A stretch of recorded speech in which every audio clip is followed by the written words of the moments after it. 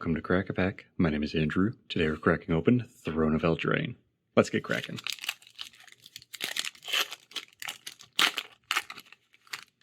Our first card today is a Garruk Cursed Huntsman emblem.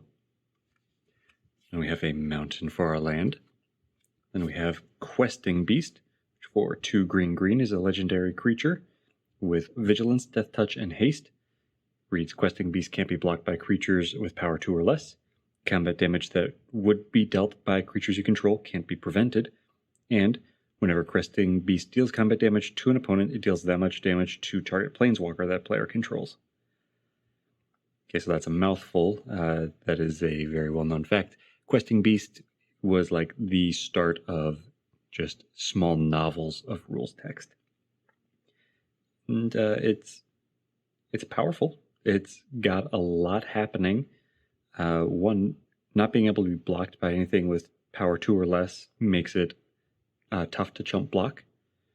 Making it so that all of your combat damage can't be prevented also means that there's no fog, that this is going to be stopped by, I think the only way to really prevent combat damage when Questing Beast is out would be to do something like Teferi's Protection, so that you and your entire board would phase out. Something like that would stop it, but otherwise this is going to connect.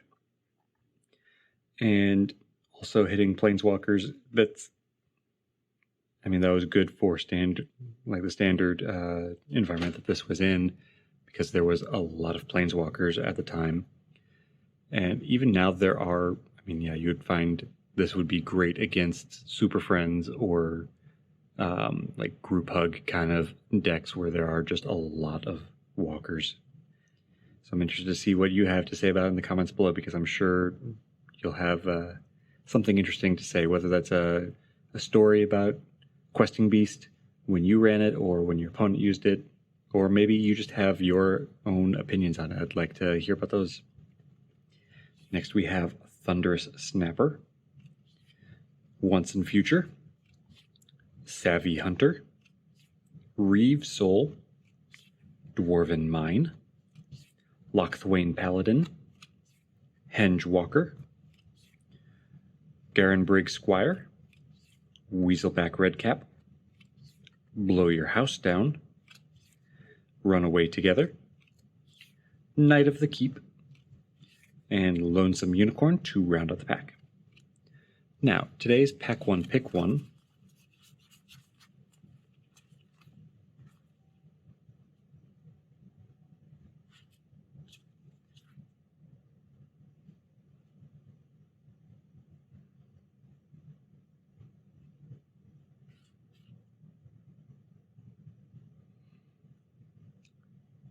I kind of like Savvy Hunter for Pick 1. For 1 a black and a green, it is a 3/3 creature that reads, whenever Savvy Hunter attacks or blocks, create a food token. Then you can sacrifice 2 food tokens to draw a card. There is a lot of food token synergy in this set, so you won't have to rely on Savvy Hunter to get all of your food token generation for its payoff. But you certainly can use it for generating food tokens, and this is a decent signpost to be drafting into food tokens. There are a lot of interesting alternative uses for food tokens in this set too, so it's not just a means of gaining some extra life. For example, like even just Savvy Hunter gives you a way to draw cards.